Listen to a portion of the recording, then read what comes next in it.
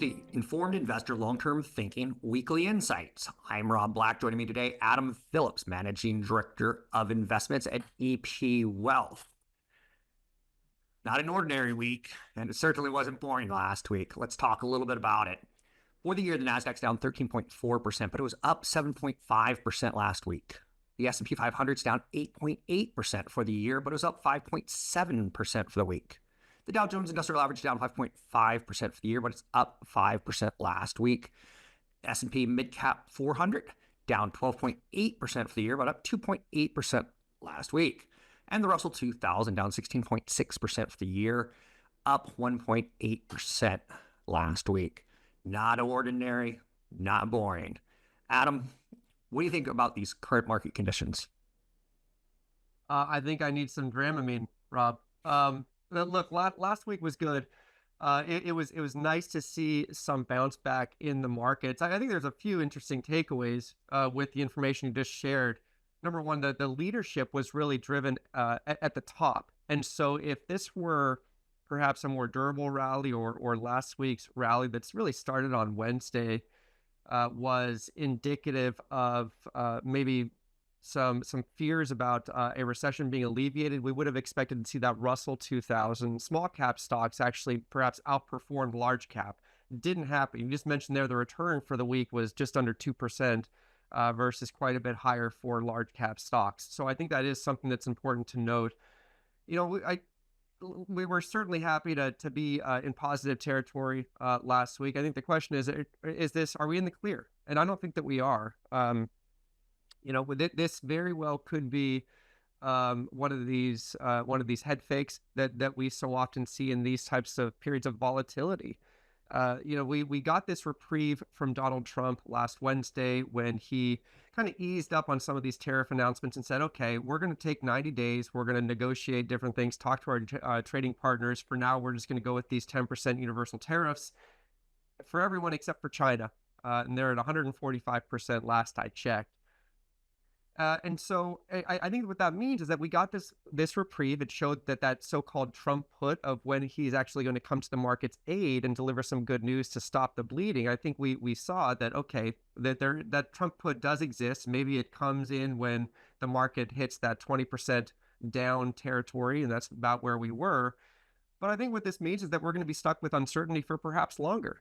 It's just delaying this clarity that we're all waiting for. So I do expect volatility to remain with us. And I'll note that historically in these periods of volatility, you see these rallies, and it doesn't necessarily mean that they're going to be sustainable.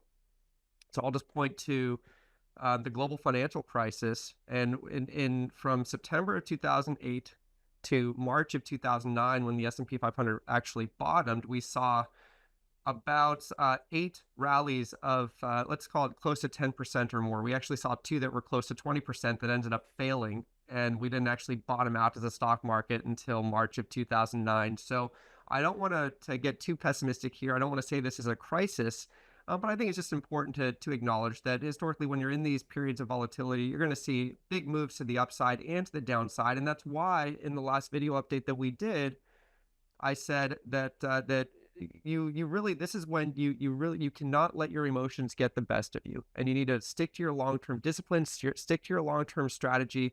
And oftentimes what you find is that the weakest days in the market are followed by the strongest days. And really last Wednesday, the bounce that we saw there, it was an intraday swing of about 11%. So the most since that 2008, third biggest day advanced for the S&P 500 going back to 1950. That's why you need to stay in and really stick to the long-term strategy during these periods of uncertainty, because we will get through it as difficult as it is to watch. So I was looking at the news from last week, and there was a lot of talk about the 10-year Treasury not doing what it typically would do. What does that mean, and what did you see in the Treasury markets last week? Yeah, well, look, when we are in these periods of volatility and you see a little bit of a growth scare and you see stocks really cratering, which is what we saw the last couple of weeks, it really felt like it was tough to find that floor for a while. typically what you see is you see the fixed income or bond portion of your portfolio serve as that ballast. You see bond prices actually move higher, meaning yields go down because treasuries and high quality fixed income assets are viewed as safe haven investments in times of market stress. And so normally what we would have expected to see is that when stocks were falling over the last couple of weeks, we would have expected yields to decline. And for a while, we saw that. Last week, we got down to just shy of 4% on the yield, meaning bond prices were moving higher. That was great. But now we are back to about 4.4% on the 10-year Treasury. And so that actually implies that bonds have lost some money over the last few days. And I think that's really noteworthy. We could talk about what those drivers are, but maybe just to provide a little bit more context here, going back to the sell-off that we saw last August, we saw the 10-year Treasury yield hit about 3.6%. And there was a point last week when we actually fell below that August level on the S&P 500. So one would have expected that bond yields would have been somewhere around that 3.6 level. The lowest that we got was right around 4%, and now we're north of that. And so that tells you there's something different going on here. And so let's talk about what those drivers are. I think it can be attributed to a number of things. First is inflation expectations. We've seen that inflation expectations have moved quite a bit higher in response to these tariff announcements, both on a 1 year forward period as well as over the next 5 to 10 years for those that think that inflation might stick around for longer. I think there's also this unwinding of what they call the basis trade, really a popular strategy among hedge funds, so that's causing some selling of treasuries. Also seeing margin calls, so meaning in periods of stress when investors get margin calls, they're probably going to sell treasuries or sell whatever they can. That's the most liquid. In that case, it's treasuries. But really, what's getting a lot of attention the last few days is, well, what if this is all foreign investors that are selling their treasuries and really trying to stick it to us for starting this trade war in the first place, and really specifically China. China is one of the biggest owners of treasuries. And so they own, the number's been coming down, but it's just shy of about 800 billion right now. Now that doesn't include treasuries that they hold that are actually held in Luxembourg and Belgium. There's another, call it 800 billion or so total there. They're not all owned by China, but a large portion are. So the fear has always been, well, what if China really does try to stick it to us and wants to send our bond yields higher? Would they actually start dumping their treasuries? And the idea has been that no, they probably wouldn't do that because that would cause yields to surge, meaning bond prices go down, and they would end up hurting themselves too because they own all these treasuries. They still have a lot that they own directly, so probably not going to do that. But I think that there is a portion of that where these foreign investors are looking for other places to park their money. Part of it might be to just in response to this, I guess, this trade war that we now find ourselves in. But I think part of it might just be that the fact that foreign bonds are now paying a pretty decent yield and can compete with treasuries. You look at German bond yields, and you can get a pretty decent yield there. For a while, just a few years ago, we saw a lot of money in the bond market outside the U.S. was actually trading with a negative yield. That's not the case anymore. And so now there is an alternative. And so I think that just means there could be that much more to compete with treasuries. And so I think all these things are really driving bond yields higher right now. Last week, we also saw the dollar decline. I've been doing this for 29 years, and I don't really see the value of the dollar and how that works. Give me a little tutorial, please. Sure. So yeah, absolutely. And that's one thing that we've been keeping an eye on because for a while there, the treasury yields were rising and meaning bond prices were moving lower, and we were seeing the dollar actually appreciate. And we said, okay, well, if we were seeing foreigners sell treasuries or less foreign demand for treasuries at these auctions, we would actually see the dollar go down. And so now we actually are starting to see that. And so we're asking ourselves, okay, what's driving this? Where does it go from here? Is this de-dollarization happening right now? It's something that we hear every so often. The first thing I'll mention is we are we're not too concerned with the dollar falling. We want to watch it, but I will say that if we're concerned about inflationary pressures as a result of tariffs, a declining dollar certainly doesn't help because it just makes imports that much more expensive for us. And so that's why I think we should care about the where the dollar is going. I will also note that the speed with which it's been depreciating relative to our to other foreign currencies is pretty amazing. I mean, we've since the beginning of January, the dollar's lost about 10%. Now, I'll just say that this is likely just more of a normalization so far than a de-dollarization. I think the fact remains that you cannot replace the dollar right now. There really just is no alternative. The dollar is involved in over 80% of global transactions. And so that's just very hard to compete with. To some are investing more in gold and finding gold more useful these days. And there's something to that, but it's not necessarily a medium of exchange. We're not going back to using gold as a medium of exchange. So it's not really a currency if you just follow the formal definitions. But so I think this is really more of a normalization, and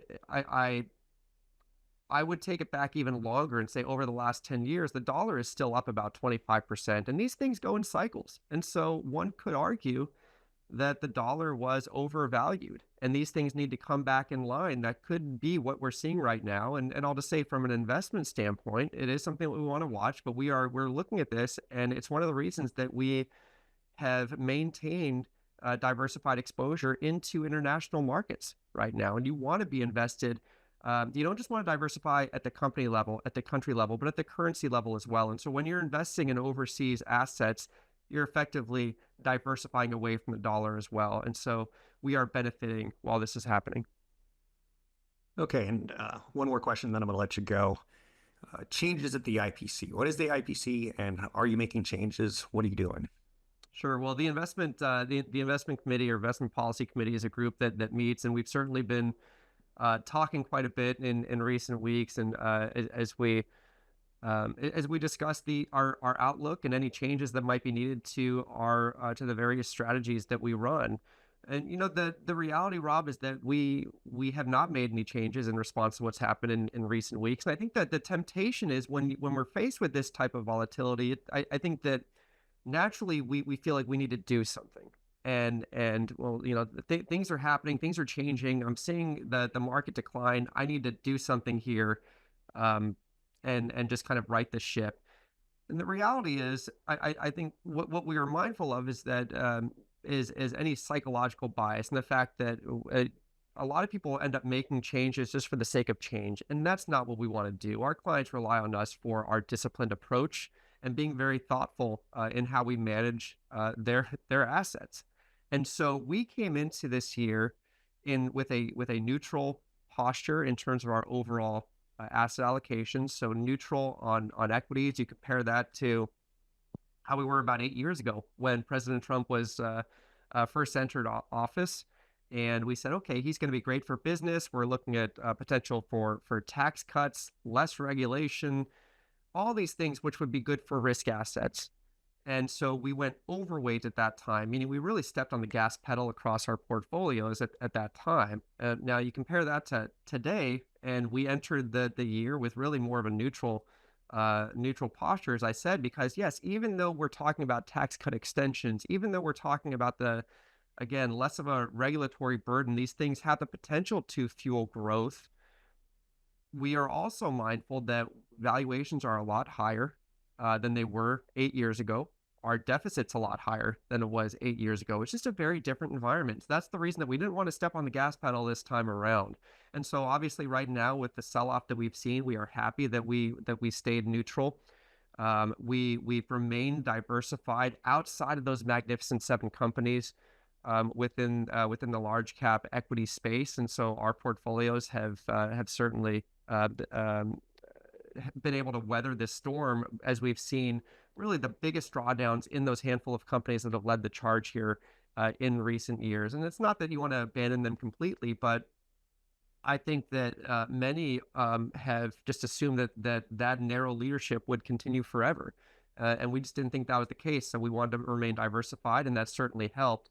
But just looking at it from the broader portfolio view, I mean, we maintain a focus on quality, and that's expressed in owning larger companies, really shying away from those that have smaller balance sheets are going to find it just a trickier environment to operate in fixed income, leaning into more high quality assets, not owning as much in say junk bonds or below investment grade bonds. And so, I think really it's, this is one of those times when we feel that we're properly positioned. We're going to continue to watch things and see how things play out, but we're going to make sure that any changes we make are based on data and really, on concrete information. What we don't want to do in an environment that is this fluid is make a trade and then have things just reverse the next day. And we've seen just over the last 24, 48 hours how things have changed so much with respect to potential exemptions for semiconductors in tariffs and potential exemptions in the auto sector. So